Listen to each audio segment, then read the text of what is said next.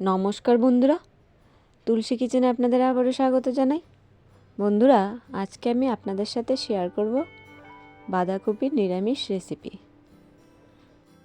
আর এই রেসিপিটা কিভাবে করতে হয় চলুন একবার দেখে নিই।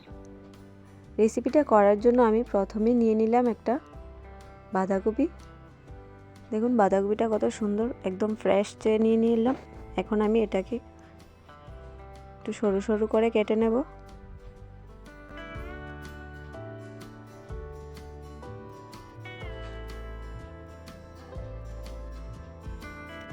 আমি এখানে সবটা বাঁধাকপি এরকম করে কেটে নিচ্ছি।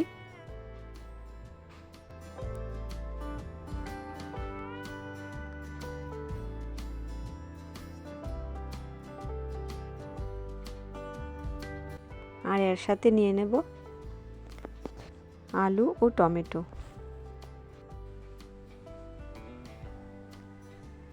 দেখুন আমার এখানে বাঁধাকপিটা অলমোস্ট কাটা হয়ে গেছে। এখন আমি এটাকে একটু ভালো করে ধুয়ে নেব, আর ধুয়ে আমি একটু এটাকে সেদ্ধ করে নেব। দেখুন আমি দিয়ে দিচ্ছি সেদ্ধ করার জন্য এটাকে কুকারে। সবটা বাঁধাকপি দিয়ে তার মধ্যে একটু নুন দিয়ে ঢাকনাটা লাগিয়ে নেব, আর একটা সিটি আসলে এটা অফ করে দেব। তার সাথে দেখুন আলু আর টমেটোগুলো আমি এরকম করে ছোট ছোট করে কেটে নিয়েছি, আর সাথে নিয়ে নিলাম কিছু মটরশুঁটি। এখন আমি চুলাতে কড়াই বসিয়ে দেব। কড়াইটা গরম হয়ে যাওয়ার পর তার মধ্যে সরিষার তেল দিয়ে আলুগুলো দিয়ে দিলাম, আর আলুগুলো ভাজার জন্য তার সাথে দিয়ে দিলাম পরিমাণ মতো নুন আর হলুদ গুঁড়ো। আর এগুলো দিয়ে আমি আলুটাকে ভালো করে লাল লাল করে ভেজে নেব। আর আলুটা ভাজা হতে হতে ওইদিকে আমি মশলাটা বেটে নিচ্ছি। মশলাতে নিয়ে নিলাম আদা আর কাঁচা লঙ্কা। এগুলোকে আমি মিহি করে বেটে নেব। দেখুন আমার এখানে মশলাটা অলমোস্ট পেশা হয়ে গেছে। এখন আমি এটাকে একটা পাত্রে তুলে নেব। আর ওইদিকে দেখুন আমার আলুটাও খুব সুন্দর ভাজা হয়ে গেছে। এই পর্যায়ে আমি আলুটাকেও নামিয়ে নিলাম একটা প্লেটে।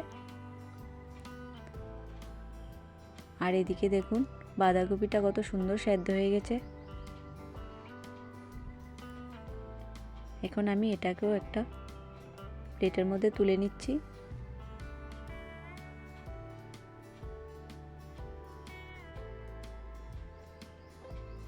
আর ওই কড়াইতেই আমি দিয়ে দিলাম আবার পরিমাণ মতো সরিষার তেল। তার সাথে দিয়ে দিলাম দুটো তেজপাতা, একটা শুকনো লঙ্কা, 3টে এলাচ আর কিছু পাঁচফোড়ন। আর সাথে দিয়ে দিলাম মশলা বাটাটা, আর এর সঙ্গে দিলাম 1 চা চামচ জিরে গুঁড়ো, সাথে দিয়ে দিলাম নুন আর হলুদ গুঁড়ো। সবগুলো ইনগ্রিডিয়েন্টস দিয়ে আমি মশলাটাকে ভালো করে ভেজে নিচ্ছি। দেখুন মশলাটা খুব সুন্দর করে ভাজা হয়ে আসার পর তার মধ্যে দিয়ে দিলাম টমেটো আর মটরশুঁটিগুলি। এগুলোকে আমি একটু ভাজা ভাজা করে নেব।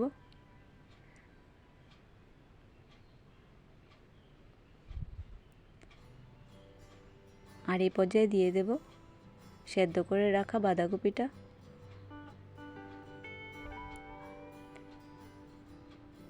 এখন আমি সবগুলোকে আবারও ভালো করে মশলার সাথে মিক্সড করে নিচ্ছি।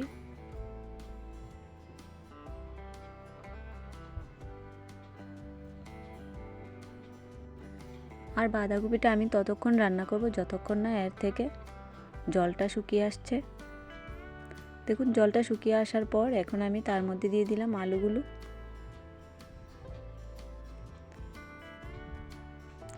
আর যে কোনো নিরামিষ দিনে এরকম একটা বাঁধাকপির সবজি হলে খাওয়াটা খুবই দারুণ হয় বন্ধুরা।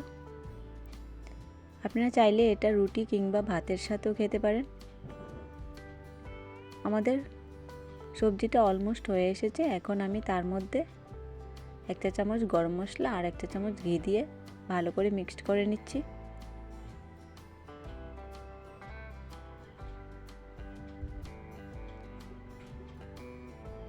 দেখুন আমাদের কপিটা এখানে হয়ে গেছে।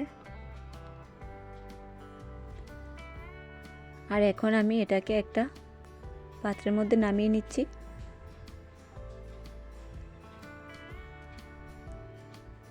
তো বন্ধুরা, বাঁধাকপির এই রেসিপিটা আপনাদের কাছে কীরকম লাগলো প্লিজ কমেন্ট করে জানাবেন। আর যদি রেসিপিটা আপনাদের কাছে ভালো লেগে থাকে প্লিজ লাইক, শেয়ার, কমেন্ট এবং সাবস্ক্রাইব করতে ভুলবেন না। ধন্যবাদ।